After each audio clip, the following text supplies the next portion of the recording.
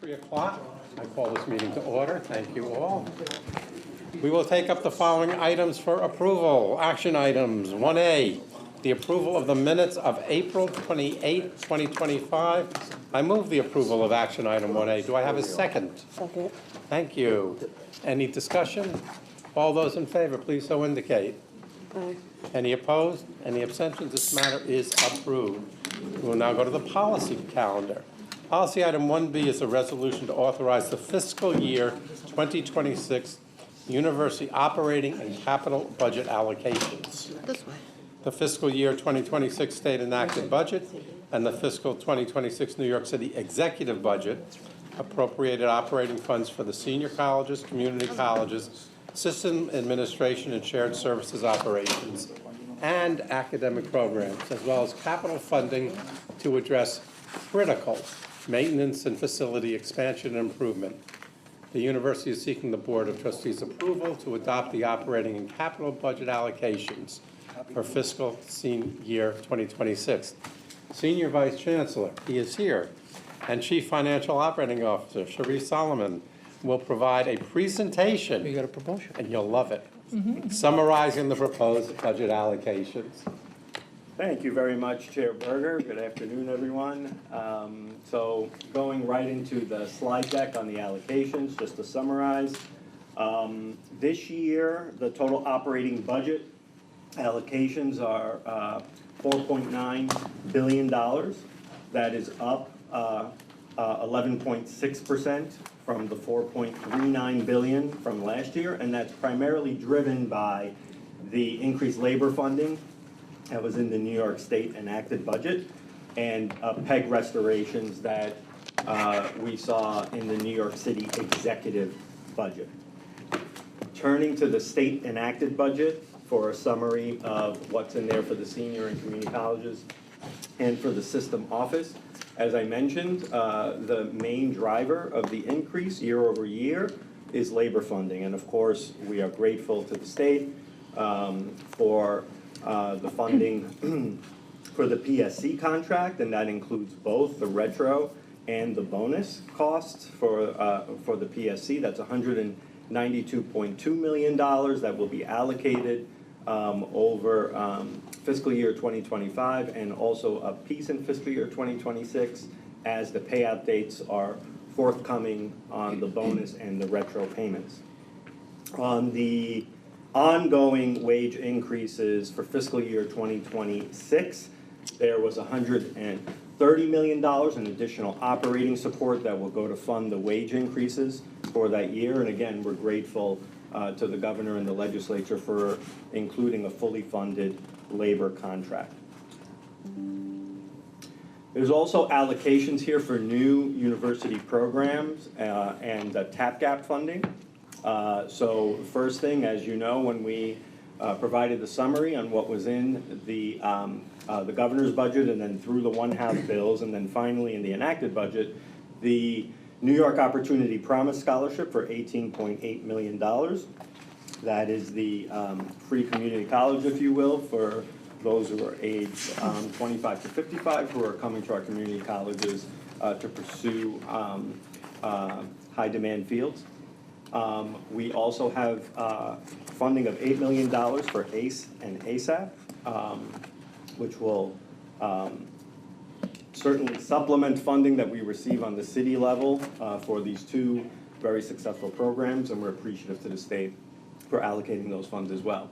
That will be allocated into the university's program budget, and then there'll be work with the campuses to see where the program activity is on the campus level, so that we can scale up the programs. $5 million for AI initiatives, also in the university program budget, centrally managed. As you see across many of the campuses, a lot of the tools that are being targeted for procurement are pretty much similar. So central management of that allocation through the university program budget, you will also see a line item on the allocations for that. University TAP gap, you'll see that in the allocations. The allocation, there's a column as you see the senior colleges that will show that. and the breakdown for each campus, and then an additional $600,000 for the Successful Seek program. The enacted budget at the state level also included several college or program-specific allocations. I will not go through all of them. The ones in the blue boxes, you'll see that it's pretty much a continuation of year-over-year legislative ads for those particular programs. In the enacted budget, you see the green boxes where there were a few additions, and an additional $2 million for School of Labor and Urban Studies, $1.5 million for Mexican Studies at Lehman, and then $300,000 for a Center of Byzantine and Greek Studies at Queens College. I would also note that the $4 million for the CUNY School of Medicine is continued. Last year it first appeared, it continues again for this year, so we are glad to see that. With respect to continued operating support, in fiscal year 2025, you'll see there are 3 different buckets that continue in fiscal year 2026. So we are grateful that we're continuing there, at least on a level basis. The blue bar is the $37 million in additional operating support first allocated in fiscal year 2024. That allocation is broken down in a few different ways. There is a portion of it that's held back to deal with our deficit reduction strategy, including the board-approved approach to assist colleges that have cash deficits in resolving their cash deficit balances. So a portion of it goes to that. About $18 million is held aside in fiscal 26 for that, as we continue to work with the colleges with cash deficits to balance. There's a piece of that as well, the board-approved piece from last year to allocate $5 million to the system office for shared services and strategic roadmap implementation, and then the balance is allocated out to the campuses based on FTE. The $36 million, the gold bar, is additional operating support that continues into fiscal year 2026, and that continues to be allocated based on FTE out to all the senior colleges. So you'll see that as a separate column in the allocation book. As you will also see the lime green bar, which is the $40 million that the state allocated to cover the costs associated with the classified staff contract. So that continues, and that is allocated out to the colleges based on actuals. So that is operating support that continues, general operating support, and certainly the labor pieces, which are welcome. On the community colleges, we've seen, as we've presented previously, significant funding for community colleges. So the 100% of the community college funding floor is continued, so that base aid continues. There was an additional $5.3 million that was given last year for the first time. That continues in this year as well. And on top of that, another $5.3 million in general operating support for our community colleges. Both of those pots are allocated out based on FTE, as you'll see in the allocation book, and then a small piece there for college discovery as well. For the system office, the total is $134.7 million. There are a few changes to note. Number one, we've allocated $4 million for the Center for Inclusivity and Equal Opportunity. There is, as was mentioned, the $5 million for strategic roadmap and shared services implementation pursuant to last year's budget and board-approved allocation. And then the $5.3 million, which you'll see in a separate column, which is for FY26 incremental labor costs as well. So turning now to the city executive budget. As was mentioned, the restoration of the PEGs was the big headline that we've seen, and the $95.5 million and baseline. So we're really, really excited about having this back. And certainly over the last few years, those PEGs have impacted various parts of the operation, right? So you'll see there in terms of the allocation of the PEG restorations, the first line item, we had to cut directly the community college's $20 million. So the restoration here is to just restore what was cut. So that's purely dollar for dollar restoration based on that. ASAP with a baseline pegs, the size of what they were, basically at 15% of city operating support. It was really, really unavoidable to hold harmless the university programs. And obviously, a lot is invested in ASAP, and it's a successful program. But unfortunately, there had to be a cut there of 13 million. This 13 million then is restored back into the ASAP program. Fringe benefits were also cut.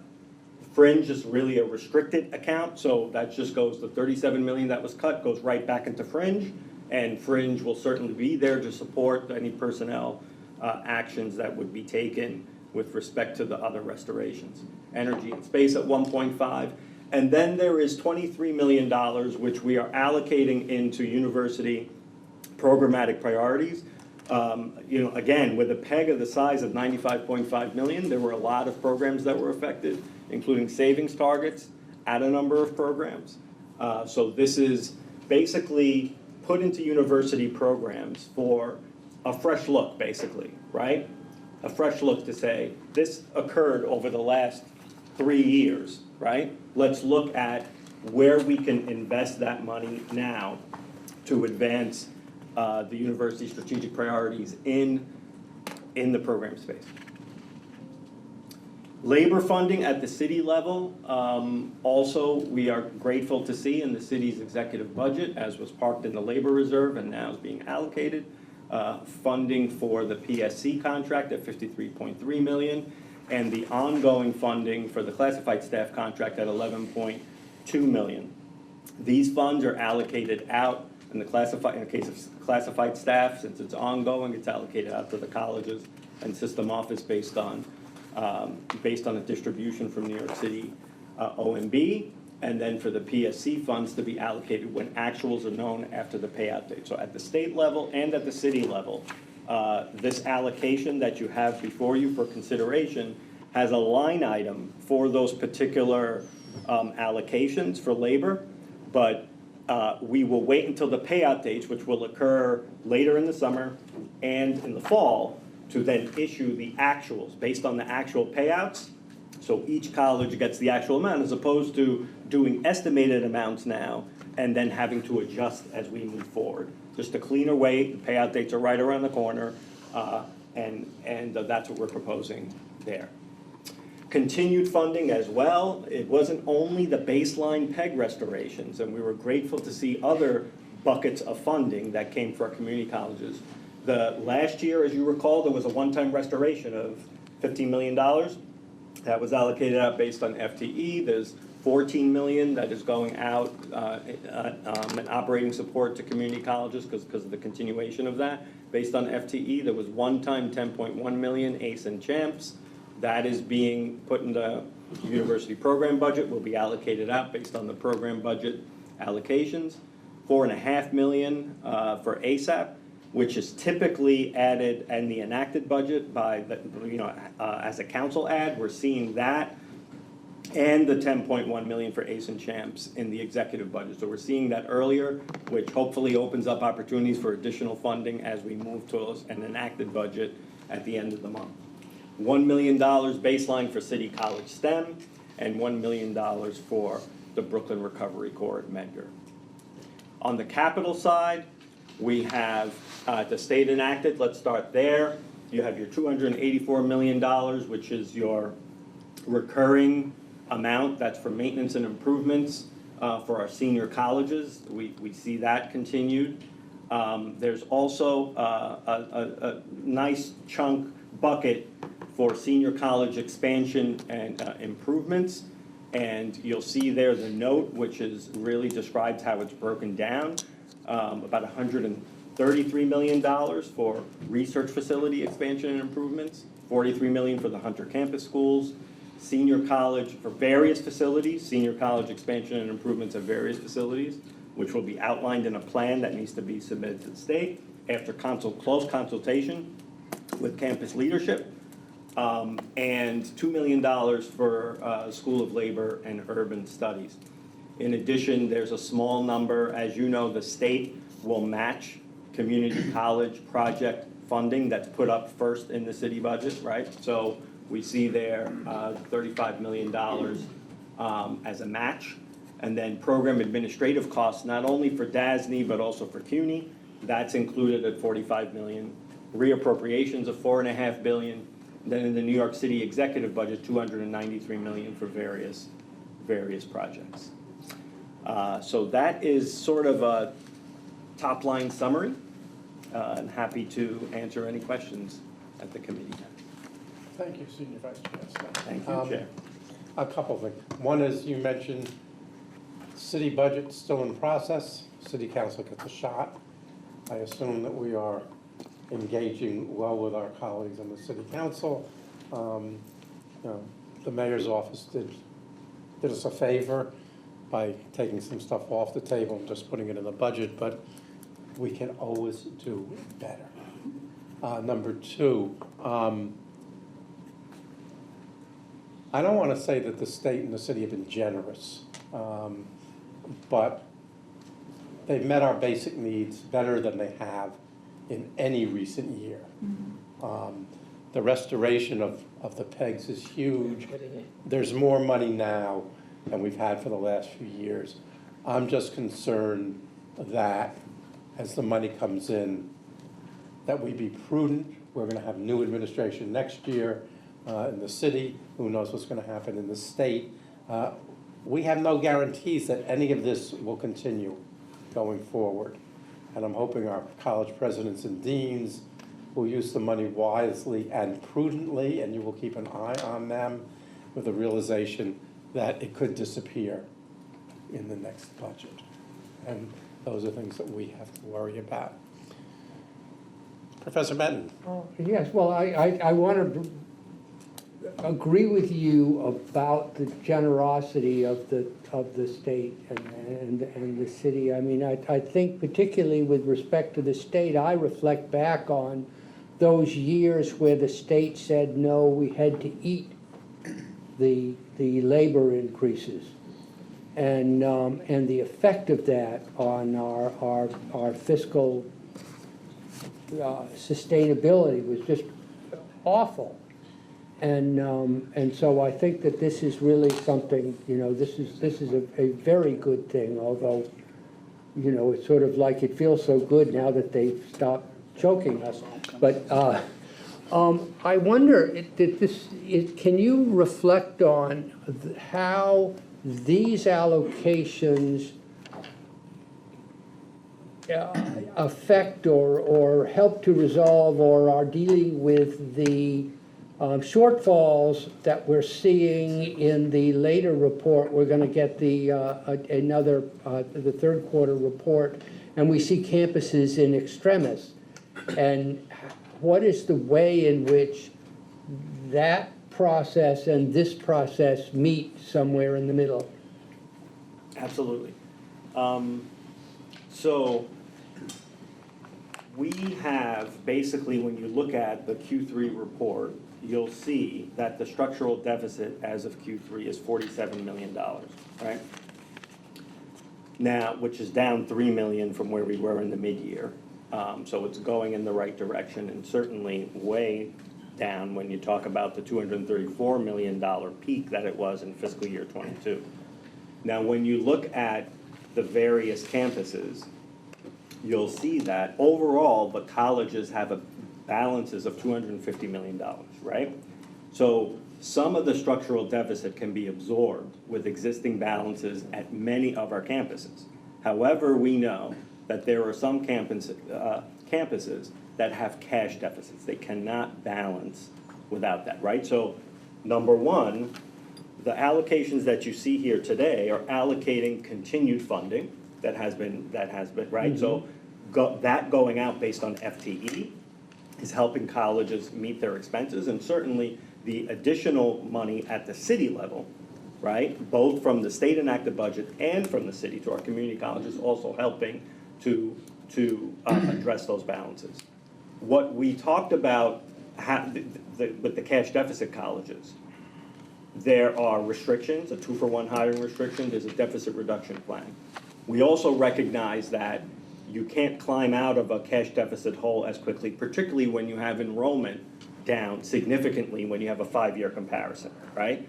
So to afford that additional runway, what we've been doing is allocating a piece of that $37 million to say we will use that to be able to address any projected cash deficit. Obviously, we're gonna be working nonstop with those as we have been. We're going to accelerate working with them on a monthly basis to make sure that there's a very clear plan on deficit reduction to get them out of the cash deficit condition.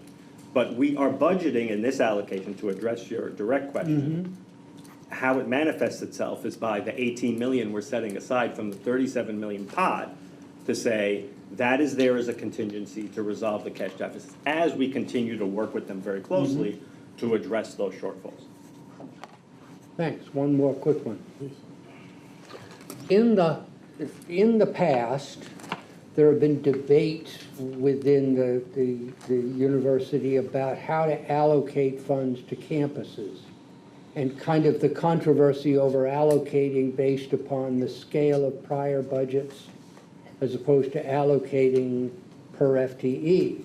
And I notice in your words today, and also it's happened in the last year or two, from time to time you're allocating to the senior colleges based upon FTE.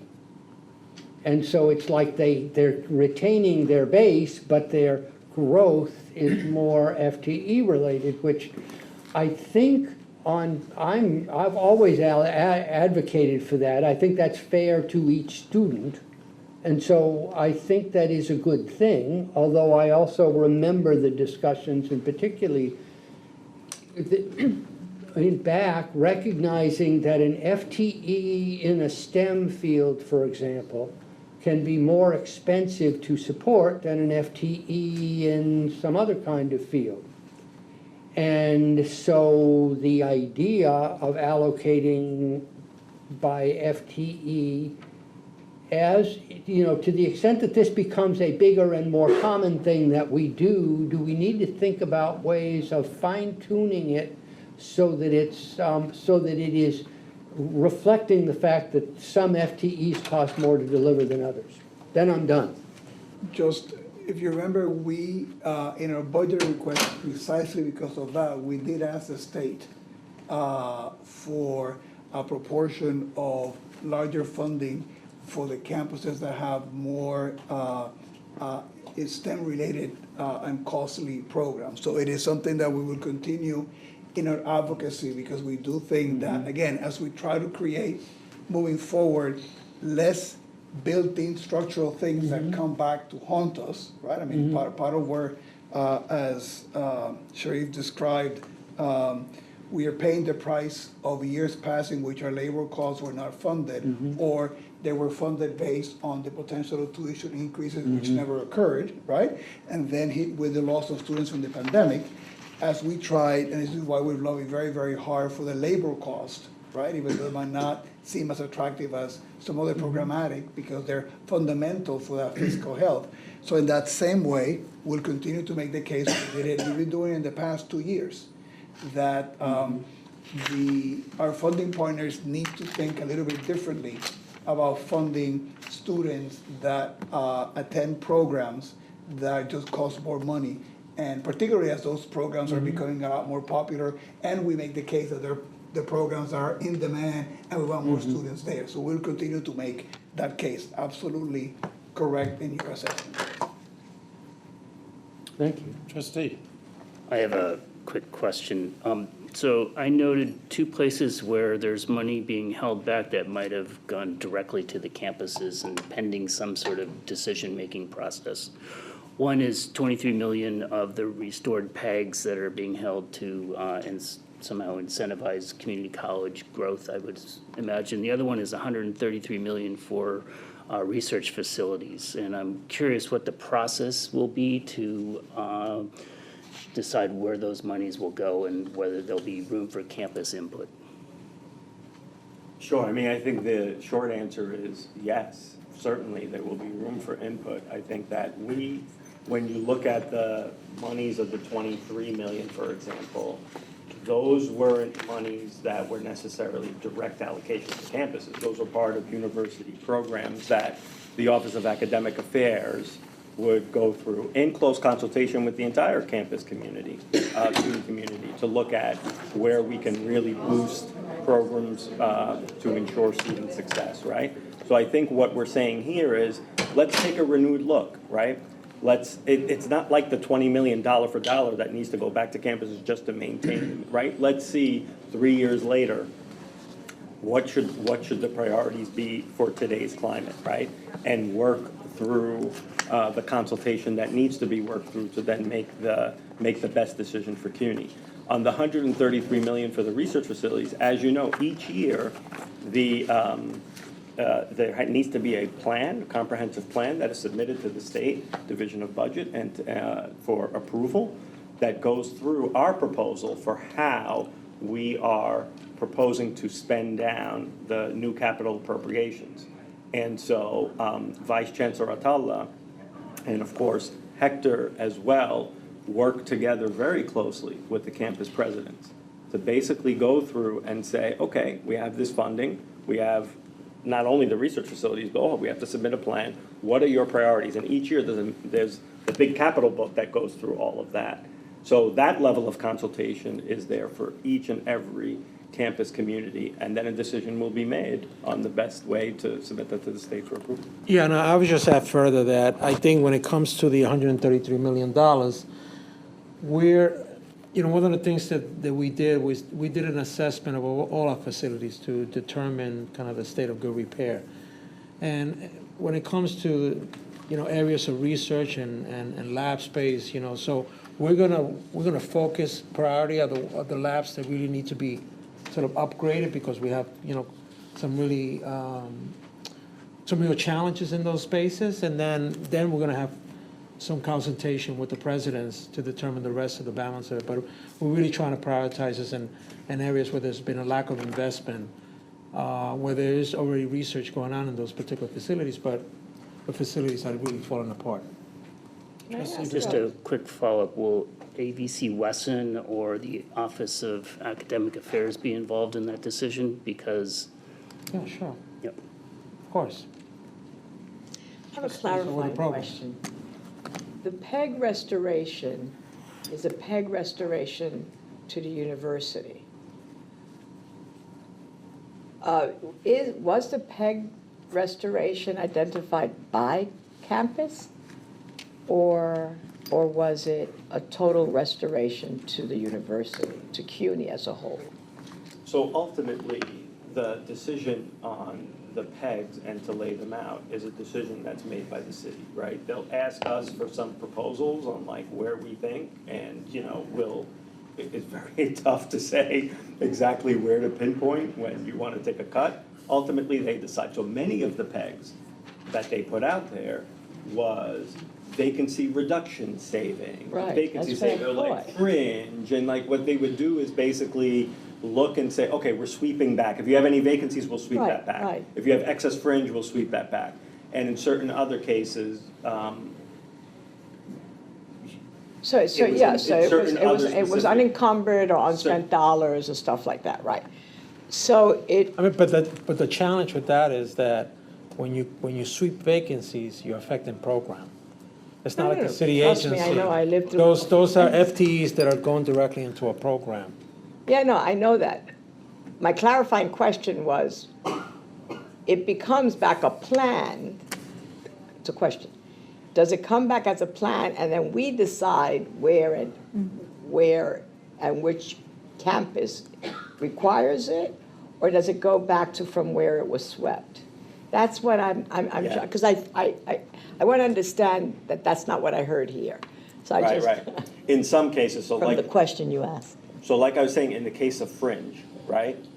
37 million was cut in fringe, 37 million is going back to fringe. It's a restricted account for fringe, right? In other So that's- cases, we said, we took actions based on the composite sort of look at what the pegs meant to us. One of the actions that we were forced to take is to cut 20 million directly from the colleges, right? So that is sort of restoring that, just reverse engineering that, right? So in some cases, it has to go back. In some cases, we're restoring the actions that we've taken based on the cuts, based on a number of various And in things. some cases, you'll make a determination if that is the most appropriate step or not. Is that correct? Where there is flexibility, Right. yes. But we don't have flexibility in every case, but where there's flexibility, we want to make sure we're making Okay. decisions with the best for CUNY and the campuses, obviously. Catherine, you want to add something? Nope. You got it right? You got it exactly right. Anything further for the CFO and all those other titles? Well, just, not to state the obvious, because this was a relatively good budget vis-a-vis this state and this city. But there's some stuff going on in Washington that you're well aware of that could be disastrous. And who knows what comes out of there. I mean, it's a 4-hour answer, but in 20 seconds or less, what are we doing to prepare for the worst of But what? the contingency plan. Yeah, sure. So, in a certain sense, we've lived through post-COVID, and we know with the structural deficit, the kind of strategy that we put forward to be able to attack it. And we have a toolkit to be able to do that.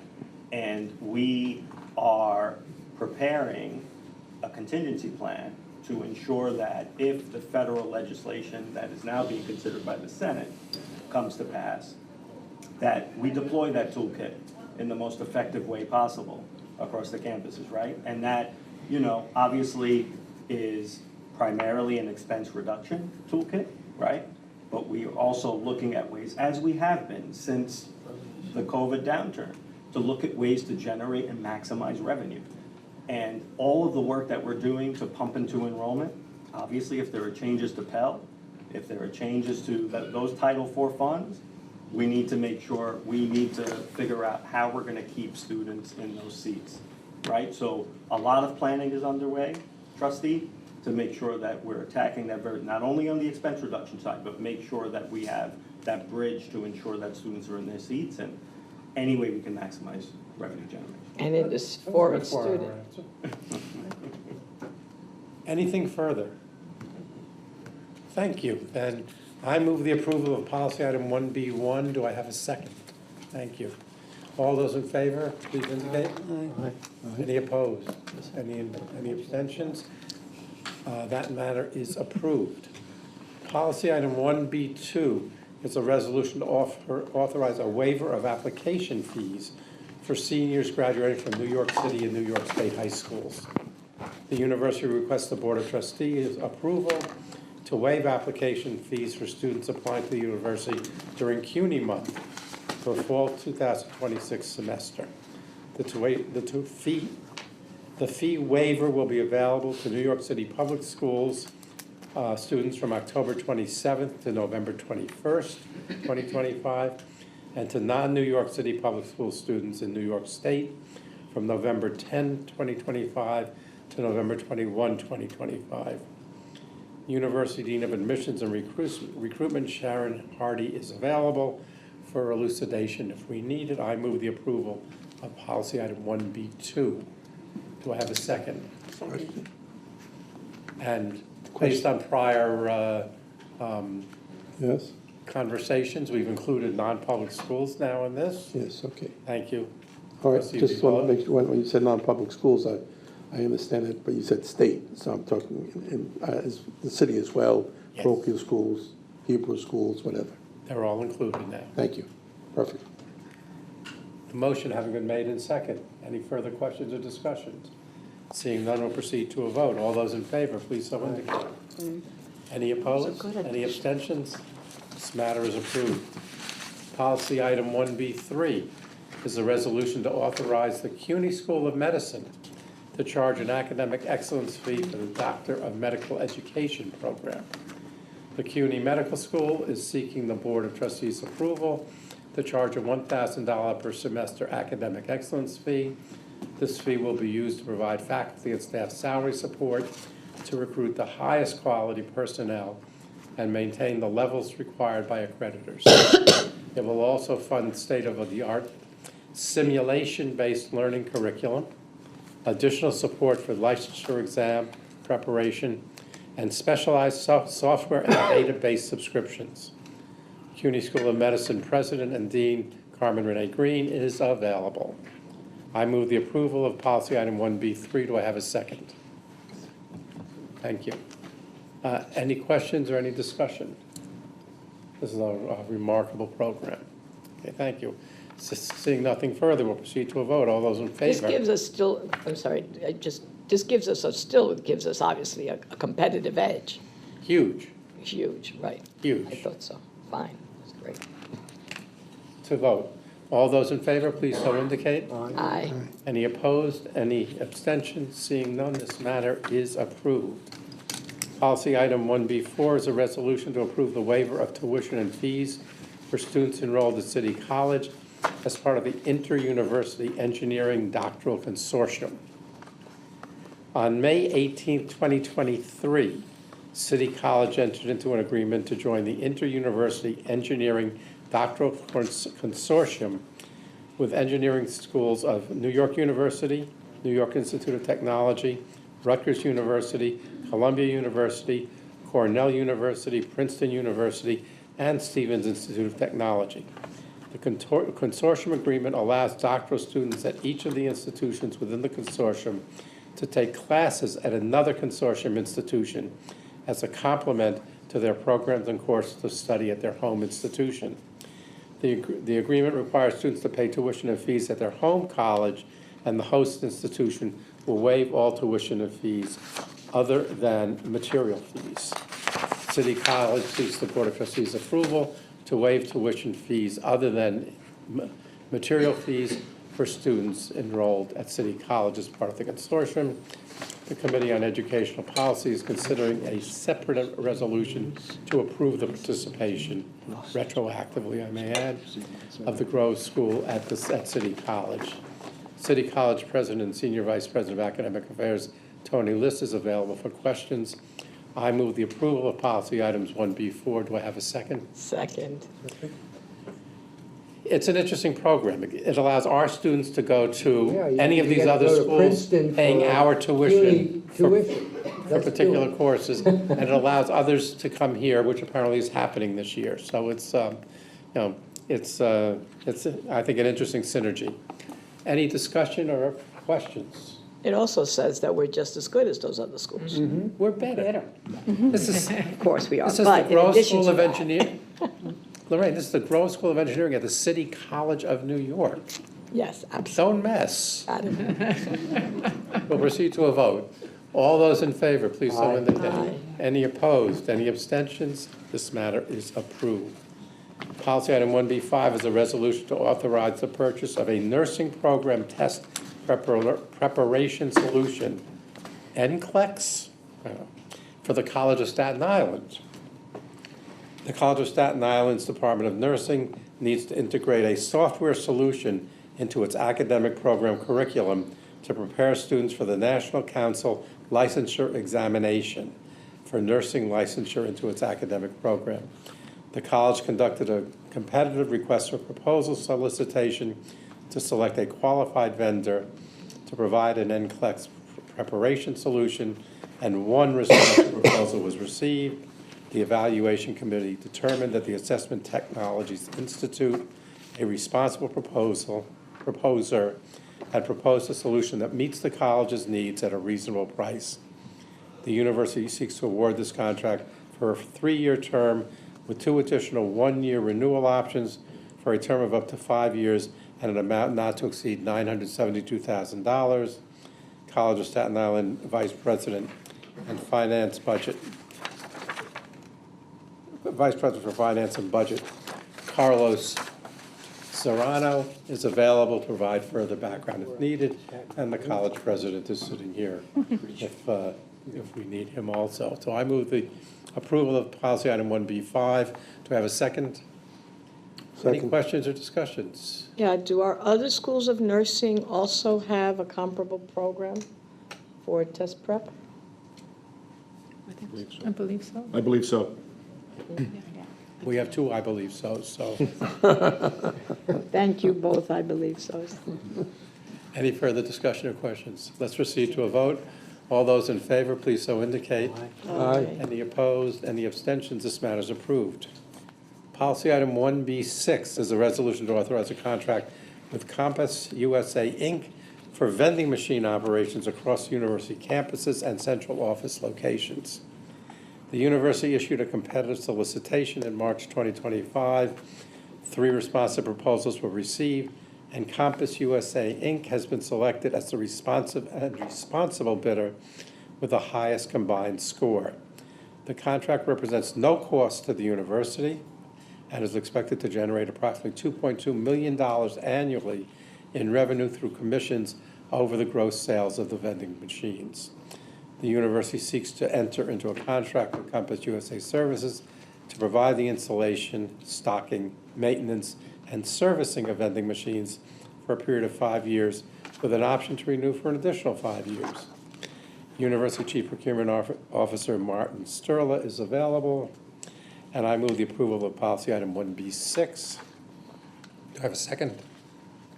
I'll drink to that. Yeah.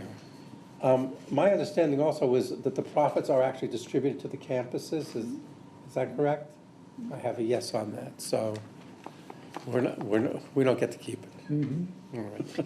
Speak for yourself. And my other question is, it's a 5-year contract. I hope they restock the machines more than once every 5 years. Let's proceed to a vote. All those in favor, please so Aye. indicate. Any opposed? Any abstentions? This matter is approved.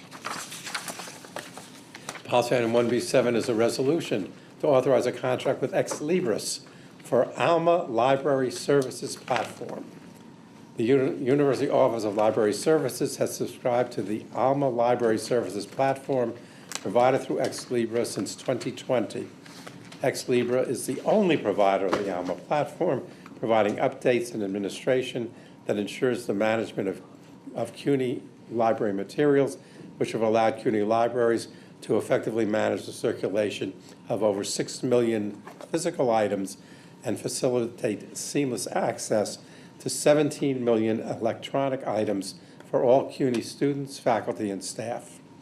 The current contract with Ex Libris for Alma expires on August 2nd of this year, and the university seeks to renew this contract for another 5-year period until August 2030 for an amount not to exceed $2,702,000. Interim University Dean of Libraries and Information Resources, Michael Waldman, is available. I move the approval of policy item 1B7. Do I have a second? Any questions or comments? Seeing none, let's proceed to a vote. All those in favor, please so indicate. Aye. Any opposed? Any abstentions? This matter is approved. Policy item 1B8 is a resolution to authorize an enterprise license agreement for accommodate by simplicity for reasonable accommodations. I'm not getting the syntax right.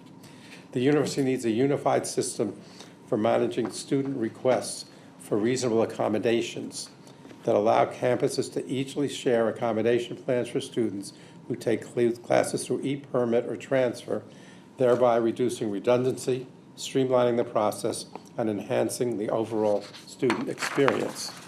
Our request for quotes was issued against the OGS contract number PM 69807 for a new 3-year term, and Simplicity was selected as the vendor to provide the services required.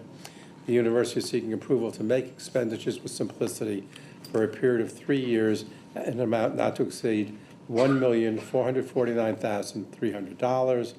Assistant Vice Chancellor for Student Inclusion Initiatives, Carrie Shockley, is available. I move the approval of policy item 1B8. Do I have a second? Second. Thank you. Any questions, discussions? Yes. Review how that process takes place over various campuses. Assistant Vice Chancellor Shockley, you're on.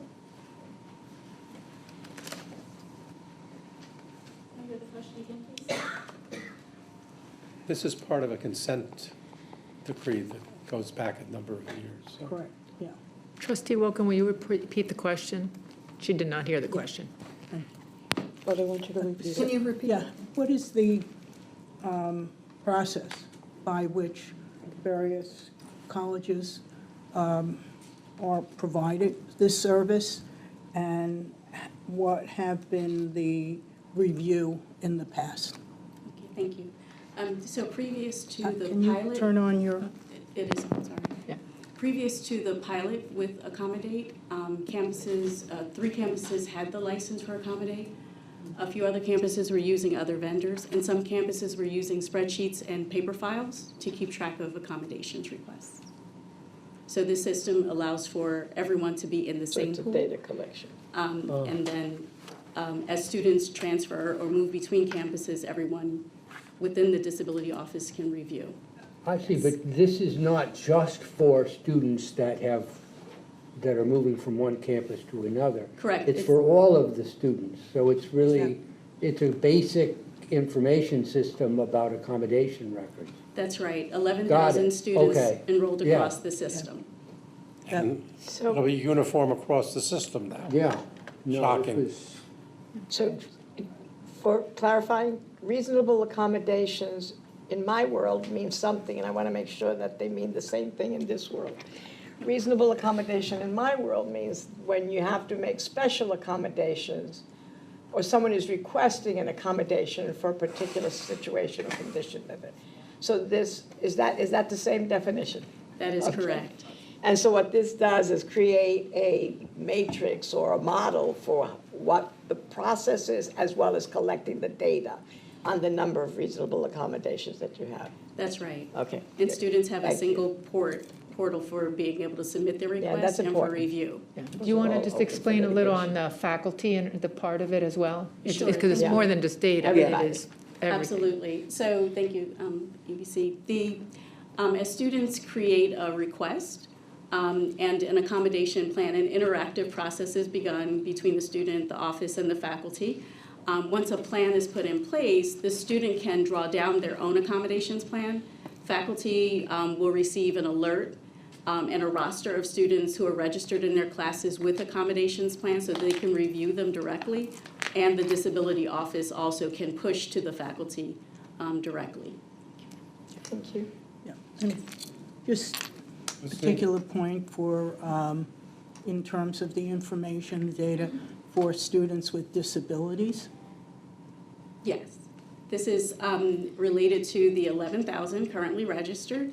All of the students who have an indicator within CUNY First, their information is transferred over to the platform so that we have a single place to catch it all. And then as new students enter the office for accommodations, they're then uploaded in the system as well. There's a data exchange between CUNY First and Accommodate that goes back and forth. And to presume be more effective. That's correct. It also allows for us to track our response times.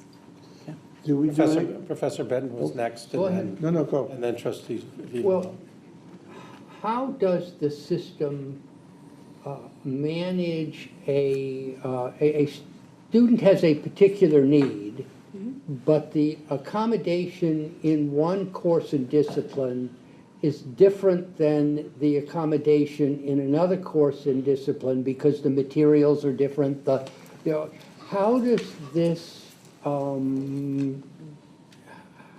what is the process for like, say, understanding, I guess I'm looking for some kind of oversight process where there's review and understanding that the right answer is being discovered and being implemented across a number of different classes. Sure, thank you. That's a good question. So faculty are asked to upload their syllabus so that the disability office can review and make a determination for what accommodations make sense for the curriculum that's outlined, so that it aligns with if it's an exam, if it's, a needed extended time on papers, or if it's, requiring a quiet space for taking an exam. So each would be determined course by course, and that student plans are meant to change based on the classes that they're taking. Okay. Trustee Vito. In today's world, how is the information in this program being protected? Thank you. So it is on a secure network. And, so there are lots of layers, and we use the single sign-on that's equivalent to what we use for CUNY First for accessing the system. Can I make a comment? As a student that uses the services, your professors do email you when they find out if you have accommodations. So I did get accommodations for my thesis capstone, which I have 4 different classes to answer your question of how it's different. So each class is different, but they do, based on your accommodations, work with your accommodations. So if you need an extension of time to write your paper, they give you that. If you need a quiet space, if you have an in-person test or an online test, you get extra hours to it. So the system is a little bit much better and quicker than what it was before when we had to go into the place to let us know what's going on. So this one's more streamlined, that I don't have to show my disability ID to every professor. They already got it when we started our classes. So it's a little, for the students on my campus, we thought it was much more better than it was before. Thank you for sharing that. Yeah. Thank you. Any further questions, comments? Thank you. We have a motion, we've had a second. We'll proceed to a vote. All those in favor, please so indicate. Aye. Any opposed? Any abstentions? This matter is approved. Thank you all for your input on this. Policy item 1B9 is a resolution to authorize a contract extension with Elucian to ensure ongoing access to the FAFSA solution during the transition to the new FAFSA solution. The university previously contracted with Elucian, which was formerly Campus Logic, for the university's federal student aid verification solution, and the expiration date of the university contract is November 30th of this year. In November 2024, the university issued an RFP to select a new provider for solutions and selected ProEd as the new vendor. In April 2025, the Board of Trustees approved the contract with ProEd for 5 years at an amount not to exceed $4 million. To ensure continuity of services during the transition to the new vendor and to allow for proper implementation, the university is seeking a 14-month extension with Elucian from December 2025 to January 2027 for an amount not to exceed $2,122,528. University Executive Director of Financial Aid, Aline Pimentel, is available. I move the approval of policy item 1B9. Do I have a second? Second. I'll second. Any questions or comments? Seeing none, we'll proceed to a vote. All those in favor, please so indicate. Aye. Any opposed? Any abstentions? Seeing none, this matter is approved. Policy item 1B10 is a resolution to authorize a contract with the Common Application, Inc. The university requires an alternative application platform for undergraduate applicants to increase the visibility and accessibility of the university to a broader national and international applicant pool. The university issued a competitive solicitation, and the Common Application, Inc. meets the university's needs as a responsive and responsible bidder. The university seeks to enter into a contract with the Common Application, Inc. for an initial 3-year term with an option to renew for 2 additional 1-year terms for a total of 5 years for an amount not to exceed $3,673,500. University Dean of Admissions and Recruitment, Sharon Hardy, is available. I move the approval of policy item 1B10. Do I have a second? Second. Any questions or comments on this? Seeing none, we'll proceed to a vote. All those in favor, please so indicate. Aye. Any opposed? Any abstentions? Seeing none, this matter is approved. Policy item 1B11 is a resolution to authorize a contract between the City University of New York and Parchment, an Instructure company. The university requires an external service to generate transcripts and diplomas and to allow for seamless and secure electronic exchange of academic records for all prospective, current, and former students, campuses, and potential employers. The university has successfully used Parchment, an Instructure company, for more than 20 years.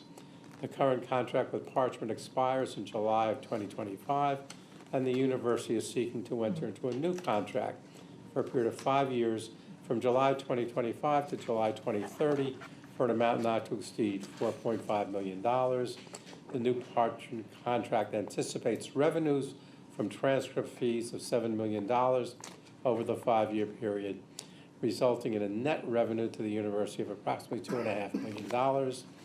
University Dean for Records and Executive Registrar Maureen Heacock is available to provide further background if needed. I move the approval of policy item 1B11. Do I have a second? Thank you. Any questions, comments? Yes. Do we have some sense that, I mean, apparently, people who graduated who want another diploma or evidence of their diploma, they pay fees. Did we assess the fees and we think the fees are reasonable and competitive? Yes. Yes. Yes, we assess the fee for. Please sit down and talk into the microphone. Good afternoon. Yes, we do assess a fee for a replacement diploma. Is that what the question was? Well, the And for question are the fees reasonable compared to other universities? Are there? Reasonable is. Yes, we've done an assessment of comparable institutions, and our fees are comparable to those. Good. Any other questions, comments, answers? Seeing none, we'll proceed to a vote. Thank you. All those in favor, please indicate. Aye. Any opposed, any abstentions? This matter is approved. Policy item 1B12 is a resolution to authorize Dreamland Security Services to provide unarmed security guard services at the Borough of Manhattan Community College. The Borough of Manhattan Community College requires security guard services at 199 Chambers Street, Fitterman Hall, and 70 Murray Street to ensure its campus buildings and grounds are properly secured. The college issued a competitive mini bid utilizing New York State Office of General Services contract group number 71011, award 23106, to procure the required services, and Dreamland Security Services was the responsive and responsible bidder, offering the lowest bid price in response to the solicitation. The university is seeking approval to make expenditures with Dreamland Security Services in an amount not to exceed $4,425,000 for a period of 5 years. BMC Vice President of Finance and Administration Julio Izquierdo is available. I move approval of policy item 1B12. Do I have a second? Second. Okay. This came back to us when we did a bunch of others. We authorized a tail until this July so they could finish the process. They finished the process. They're now back in front of us We're familiar with this company. for the full contract. So, any questions? Seeing none, we'll proceed to a vote. All those in favor, please so indicate. Any opposed, any abstentions? This matter is approved. Policy item 1B13 is a resolution to authorize contracts for medical school clinical clerkship course delivery with St. Barnabas Hospital System and Northwell Health. The CUNY School of Medicine is now fully accredited by the LCME and must continue to meet LCME standards in order to maintain that accreditation. As a non-hospital-based medical school, it must contract with external clinical affiliates to meet the LCME requirements for inpatient and outpatient experiences, supervision, and continuity of instruction. The CUNY School of Medicine has determined through market analysis and outreach that St. Barnabas Health System and Northwell Health are uniquely capable and available to provide these services. The CUNY School of Medicine is seeking to enter into contracts with St. Barnabas Health System and Northwell Health for a term of 7 years for an amount not to exceed $10,606,707. President and Dean of School of Medicine, Carmen Renee Green, is available. I move the approval of policy item 1B13. Do I have a second? Second. Are there any questions or comments? Seeing none, we'll proceed to a vote. All those in favor, please so indicate. Aye. Any opposed, any abstentions? This matter is approved. Sir, Chair, I have a question, clarifying question before we go on to the next one. Items 5 through 13 were all contract related. Do we have a threshold by which we approve contracts? I mean, like, is there, all right? The answer is yes.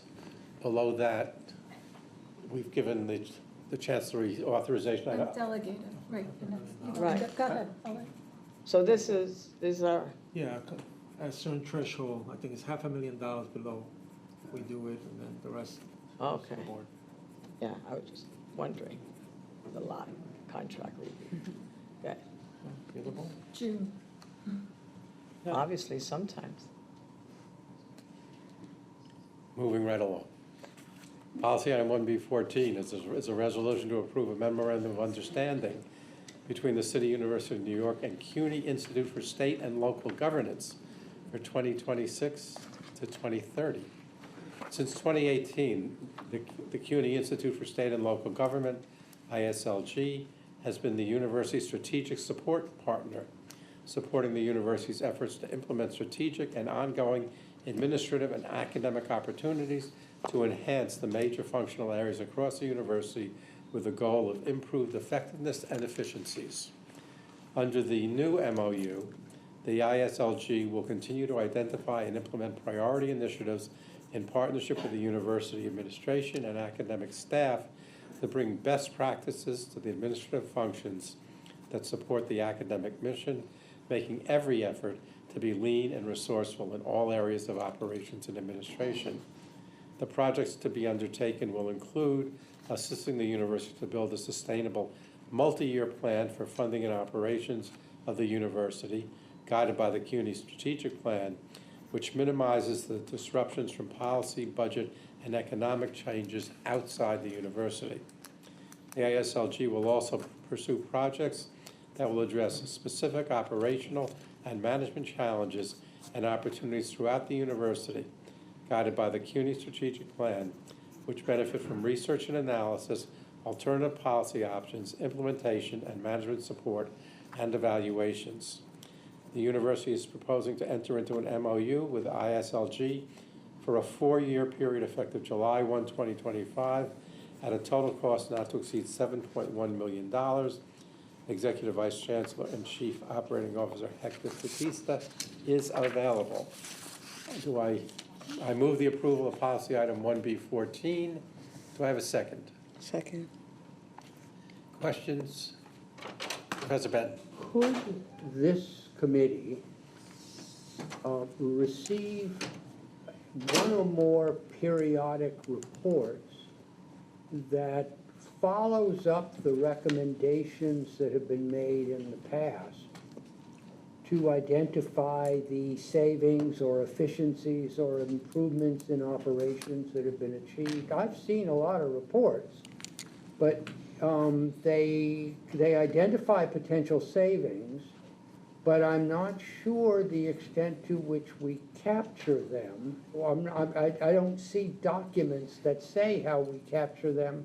Maybe I'm missing something, but could we see a report that follows up on the recommendations they're giving and the savings that are achieved, that are actually achieved? I think the answer is yes, but we've received regular reports. When they were doing the efficiencies and the savings, we got periodic reports. Yeah, I know those reports. On those, and we got those. And But I don't know whether they resulted in actual savings. They identified potential savings, but I don't know that they were actually achieved and how one would know. Is that a bad question? Trustee, we have come in front of this committee and on various occasions have, as we're presenting our financial plans and all the savings, you know, the toolkit that Sharif alluded to, this is one of the toolkits, all right? How we go about sort of making sure that we're being more efficient and creating savings. Happy to provide the board with a report. We've done it before. We'll do it again. We had a lengthy conversation last time about this, but happy to do it again if that's what the board requests. And the chair and I both have frequent conversations with the leadership of the Institute about what they're doing and what's moving on and what they may do in the future. I mean, you know, they're sort of our research tool for moving forward administratively. Further questions, comments? Seeing none, let's proceed to a vote. All those in favor, please so indicate. Aye. Any opposed? Any abstentions? Matter is approved. Policy item 1B15 is a resolution to approve the Personnel Matters Report of the Finance and Administration Committee.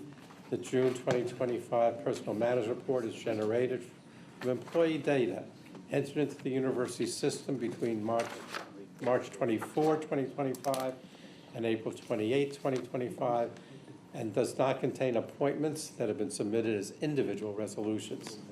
The report contains 15 ECP actions, including 7 regular appointments, 1 interim appointment, 3 resignations, 2 reclassifications, and 2 salary changes. Executive Vice Chancellor Batista is available. I move the approval of policy item 1B15. Do I have a second?